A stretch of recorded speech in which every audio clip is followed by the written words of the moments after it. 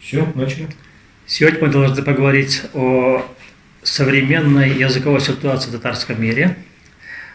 Мы знаем, что языковая ситуация у нас сейчас очень непростая. Я сейчас задаю вопрос нашим социологам. Он звучит довольно просто. Сколько сейчас татар могут говорить на своем родном языке? Я еще ни разу не услышал окончательного ответа. Есть разные ответы, но, правда, наши переписи показывают, что, к сожалению, татарский язык для некоторой части наших сородичей утерян. Последняя перепись показала, что где-то в районе 1 миллиона татар на самом деле стали русскоязычными, потому что они русский язык назвали в качестве родного. Это говорит о том, что это ассимиляция языковая далеко зашедшая уже. И ясно, что у таких родителей дети тоже будут говорить на другом языке, не на родном. Хотя, конечно, по поводу термина «родной язык» можно поспорить, потому что, скажем, в ходе подготовки к переписям включают две категории, или по-разному объясняют понятие «родной язык». Иногда говорят «язык матери». Это европейская терминология такая есть, язык матери. Но опять-таки получается, что если татарские родители не владеют языком, то языком матери будет не татарский, а другой язык. Хотя, в принципе, как один мой знакомый говорит, ни один ребенок не рождается с готовым языком. Он воспринимает этот язык в процессе становления человеком. То есть с детских лет он что-то слышит, и язык окружающих для него является его родным языком. В этом плане понятие «родной язык» можно трактовать и как язык народа, не только язык индивида конкретного, а язык народа. Поэтому мы еще об этом поговорим. Это в процессе переписи тоже учитывать надо, о чем идет речь. Но сейчас у нас сегодня здесь Чулпан Зуфаровна, которая занимается этим вопросом профессионально и даже, по-моему, готовится защитить диссертацию на эту тему о современной языковой ситуации. Как, на ваш взгляд, выглядит сегодня языковое татарское пространство? Как дифференцируются там разные группы по уровню знания языка, может быть? Как вы считаете? Конечно, в данном случае конкретными цифрами показать невозможно. Но незнание языка еще не говорит о негативном отношении человека к родному языку. Это может быть связано с разными причинами, вызванными жизненной ситуацией.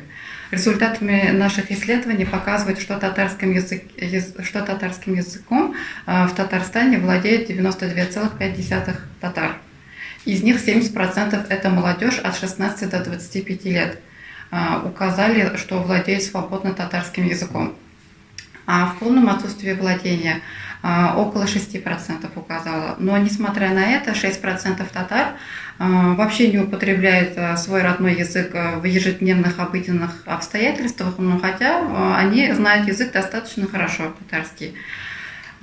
И 78% употребляют родной язык в семье, 65% употребляют свой родной язык в повседневной жизни и 46% употребляют на работе. Эта ситуация не такая плохая получается, в принципе, хотя, конечно, языковая ассимиляция есть, но... Да. Значит, язык в семье функционирует. Но, может быть, здесь речь идет все-таки о двуязычной ситуации. Как вы видите это? Как объяснить? Может быть, они просто люди, которые говорят, что они хорошо владеют татарским языком, может быть, они уже двуязычные? Скорее всего, и такое может быть. Но, конечно, эти наши исследования, конечно же, показания отличаются от селах и городах, в которых люди живут. Допустим, например, около 65 татар, которые проживают в Казани, в городах, они хорошо понимают, но плохо разговаривают на татарском языке. И 60% показало, что хорошо владеют татарским языком, а ведь уже 15% не разговаривают и не владеют татарским языком. И 10% плохо понимают и не разговаривают на татарском языке. В молодежной среде происходит, конечно, более заметные изменения. Республиканский опрос показал, что среди молодежи выросло доля среди молодежи татар выросла доля тех, которые считают своим родным языком и татарский, и русский. Это 20% скорее. Да, это большая цифра. Да, большая цифра. И свой родным языком, татарским языком, считает уже 71%. Вот в последнее время даже специалисты, которые готовят переписные дела, а у нас осенью перепись населения, они начали говорить о том, что вот доля двуязычных действительно растет. Это, конечно, характерно прежде всего для молодежи, хотя вот я сам тоже фактически двуязычный, но как-то у меня на первом месте татарский язык. Я национальную школу окончил и до сих пор люблю считать деньги по-татарски, потому что это первый язык был мой на самом деле. Поэтому вот эти два языка, они друг другу у меня как бы отмежованы и не мешают друг другу. А видимо, вот особенно для молодежи, сейчас из-за того, что средства массовой информации очень сильно используют русский язык, может быть, у них вот понемножку некоторая часть татарского языка начинает отмирать. Это, конечно, не есть хорошее дело, но вообще-то для мирового пространства это обычное явление, скажем, для европейцев, для американцев владение 2-3 языками обычным делом является. Мы как-то не очень привычны к этому. У нас вот даже родители, они почему-то думают, что если ребенок будет знать русский язык очень хорошо, то татарский язык, может быть, не до такой степени нужен. Ну, может быть, в этом доля истины есть, но на самом деле ведь потеря языка, она очень опасна для национальной общности. Вот мы знаем, например, из нашей практики общения, я в свое время общался с одним валлийским журналистом из Уэльса, из Англии. Вот он сказал, что к началу 60-х годов прошлого века у них была катастрофическая ситуация, и валлийский язык использовали только четверть валлийцев. И вот он сказал, что помогло появление и усиление телевидения, и они через телевидение распространили валлийский язык. Сейчас там ситуация получше стала. Вот у нас видно, что проблема начала формироваться как сложный клубок вопросов. Мы ведь еще тут посмотрели ситуацию в Татарстане, а я думаю, за пределами ситуация хуже. Как считаете? Ну, тоже согласна с вами, что если уж у нас в самом Республике Татарстан ситуация как бы усугубляется, если можно так сказать, то за пределами это... Но с другой стороны, когда человек отдаляется и живет, это может, наоборот, привести к тому, что сохранить вот это именно национальные вот эти свои особенности и язык. Тут, мое мнение, это, наверное, пока 50 на 50. Ну вот как раз в этой связи я припоминаю такие рассказы людей, которые жили все время за пределами Татарстана. Действительно, там вот есть явление такое, они, скажем, для какого-то поколения получилось так, что они не имели возможности изучать татарский язык. А сейчас такие возможности появились, и они даже своих внуков вводят там в мечети, чтобы там татарский язык там хотя бы они как-то усвоили. То есть у следующего поколения не обязательно ситуация ухудшится. Может быть, интерес будет расти, и они будут изучать татарский язык. И сейчас вот мы даже видели весьма любопытную картину. Внезапно в Афганистане образовалась большая группа татар. Это средневековые татары, остатки средневековых татар. И они к нам обратились с просьбой, что мы из Татарстана начали курсы обучения татарскому языку. То есть вот даже такие потребности могут возникать совершенно неожиданные. Из-за этого я бы не сказал, что мы должны вот все время отступать. Ну вот, правда, вот такой вопрос возникает. Вот на ваш взгляд эксперта, сейчас в сфере образования ситуация какая? Вот в Татарстане, может быть, с татарским языком? Ну, если вот даже который мы сделали опрос, ситуация пока показывает хорошая. На мой взгляд, если вот даже сказать, вот было опрос, в 2020 году вот 679 школ обучаются на татарском языке, из них 261 это среднее учебное заведение, то есть татарский язык пока сохраняет свою стабильность, и даже по опросам, вот прошли опрос среди родителей, какой язык они выбирают для своих детей, обучение школ, допустим, они, большинство выбирает двуязычную школу, чтобы и преподавать, где преподают татарский и русский язык. Вот в этой связи у меня любопытное наблюдение есть. Я иногда посещаю татарские гимназии в Казани и заметил любопытное новое явление. У нас же сейчас стало много мигрантов, и мигранты стараются отдавать своих детей в татарские школы. Это совершенно новое явление. Их сейчас мигрантов, я думаю, что в дальнейшем будет еще больше.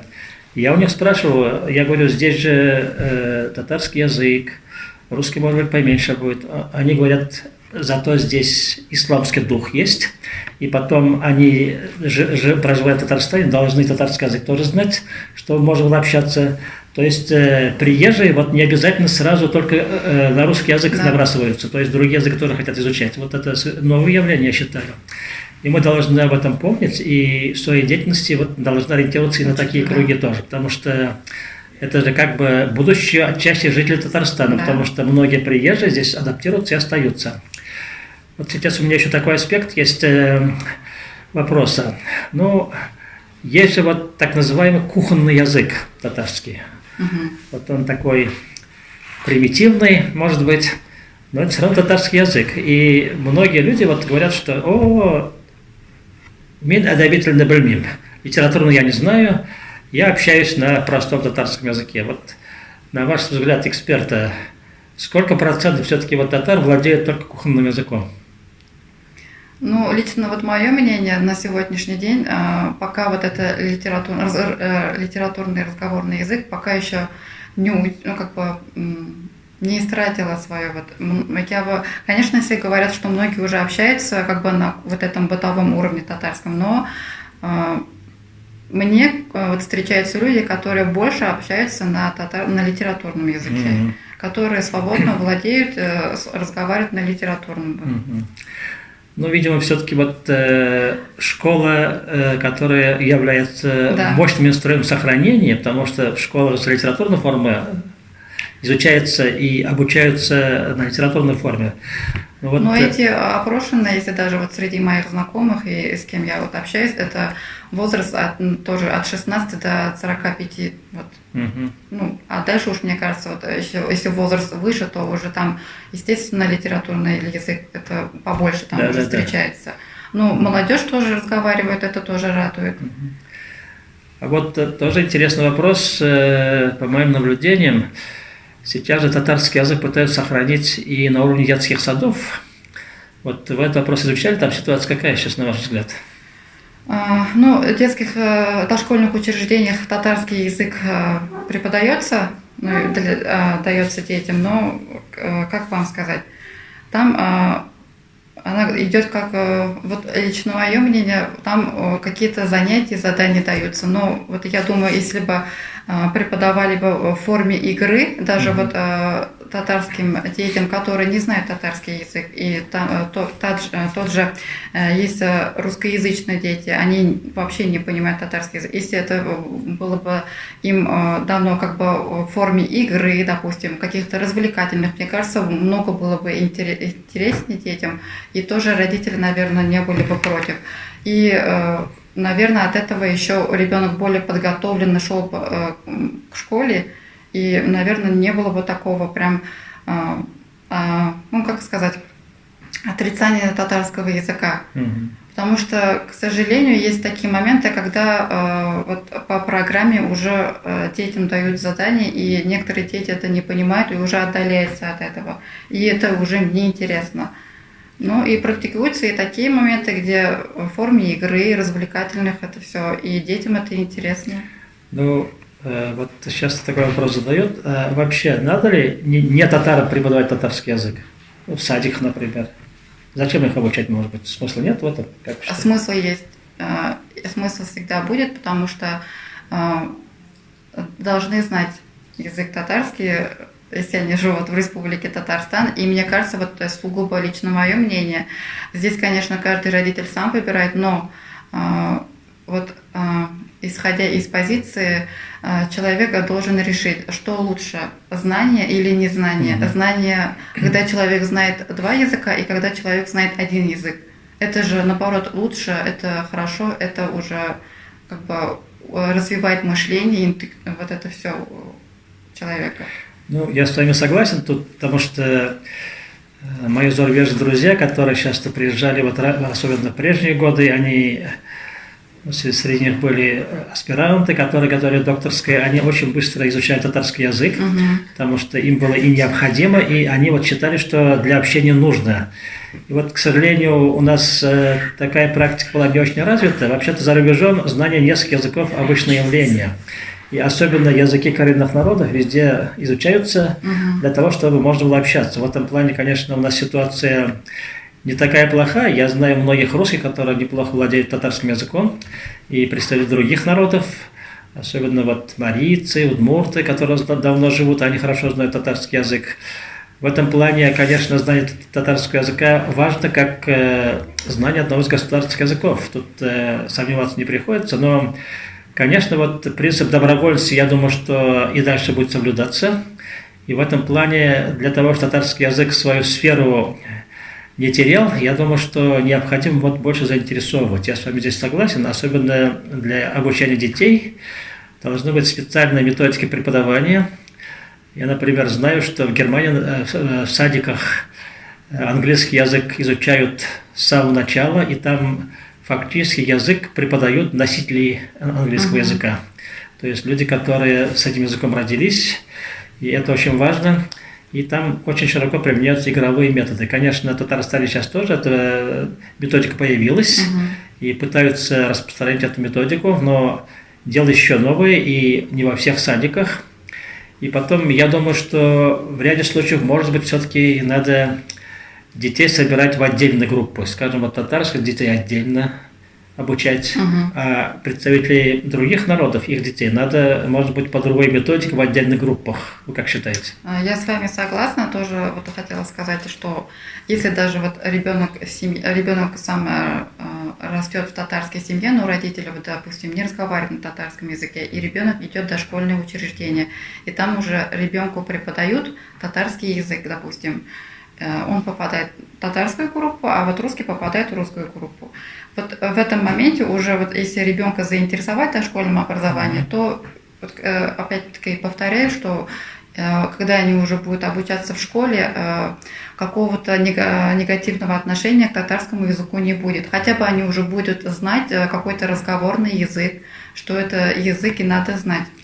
Согласен. Вот я даже из личного опыта знаю, у меня сын вырос в поселке Северном, там в семье все по-татарски разговаривали, и он, когда мы переселились на новое место, где я сейчас живу, он первый раз вышел во двор, русского не знал, пришел, заплакав, и сказал: ничего не понимаю. Но так как круг общения есть, он через несколько месяцев уже прекрасно знал русский язык, поэтому вот тут не надо бояться, что язык пропадет. У нас фактически два языка – это наше окружение, и даже русский язык, он как является преобладающим в средствах массовой информации. И он очень сильно влияет на татар, на самом деле. Для нас самая большая трудность – это сохранить татарский язык, потому что русский язык, он будет существовать, ему ничего не угрожает. Вот в этом плане такой у меня любопытный вопрос есть. А вообще вот средства массовой информации типа интернета и так далее, вот вы не изучали этот вопрос? Насколько татарский язык распространен в этих средствах массовой информации? Ну вот на сегодняшний день по татарскому языку ведутся разные радио и вот телепередачи, разные вот мультфильмы для детей, которые вот мультфильмы даже разных, как сказать уж, стран переводятся на татарский язык, и на основании этого они как бы заинтересовывают детей до 3 лет и дальше вот старше. А вот даже взять то же самое СМИ. Вот сейчас популярна эта программа TikTok. Там тоже как бы не только вот зазывает, а просто тоже есть, которые снимают свои ролики на татарском языке. И вот даже я сама смотрю ролик на татарском языке, и после этого мне тоже охота. Я же знаю татарский, я сама татарка. Почему я не могу? Почему я должна снимать, допустим, ролик на русском языке, если там же сидят аудитории, понимают татарский язык? Мне это просто, почему я там, грубо говоря, на русском языке или на другом языке снимаю Ну, конечно же, если я сниму на русском языке, конечно, допустим, может будет просмотров больше, но есть и вероятность, если я сниму свой татарский язык намного интереснее, могут и посмотреть то же самое и другие национальности. И это их может заинтересовать.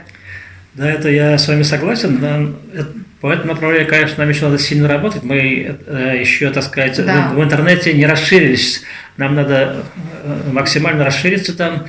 Но вот у меня еще по ходу движения еще один вопрос возникает. Сейчас этот вопрос задается. Ну, татарский язык считается одним из ключевых языков мира. Но входит в число 14 таких наиболее употребительных, можно сказать, языков или наиболее важных языков. В свое время наш известный лингвист, покойный Жарифкат Ахметьянов, подсчеты сделал, и он нашел интересный результат, в свое время было опубликовано, не все знают, правда, что наибольшее количество общих слов у тюркских народов в татарском языке. Да, это вот на самом деле этот феномен, он связан, я думаю, что с существованием Золотой Орды, куда входили предки многих народов тюркских. И это на самом деле такой результат дается сейчас. Те, кто владеет татарским языком, вот из-за того существования многого общего лексического запаса, большого числа, они хорошо понимают другие тюркские языки. И татарский тоже понимают многие тюрки. Ну, может быть, агузам немножко сложнее, туркам, например. У них все-таки специфических выражений много своих, связанных с агузскими диалектами. А вот кыпчакскоязычным татарский язык достаточно понятен. Да. Я думаю, что это на самом деле важный момент, в том числе при изучении татарского языка. Кто изучает татарский язык, он потом, вот правильно сказали, способен проникнуть и в языковую среду, скажем, среднеазиатских народов. Это в дальнейшем может сильно понадобиться, потому что уже сейчас среднеазиатские народы достаточно многочисленны, они и дальше будут демографический вес свой накапливать, поэтому нам придется с ними общаться. И потом вот за татарским языком имеется и существенное такое наследие, очень интересное. Зная этот язык, тоже можно к этому наследию приобщиться, в том числе литературное наследие. Сейчас мы уже достаточно хорошо представляем это наследие. И я думаю, что при изучении татарского языка мы должны иметь в виду, в том числе и наши будущие потенциальные возможности. Мне кажется, татарский язык, он, несмотря на то, что попал в сложную ситуацию, сейчас действительно вот процесс отрицательно наметился, и мы должны как-то это преодолеть, утери позиции татарского языка. Но у нас из-за того, что потенциальные возможности есть, мы, я думаю, что сможем сохраниться.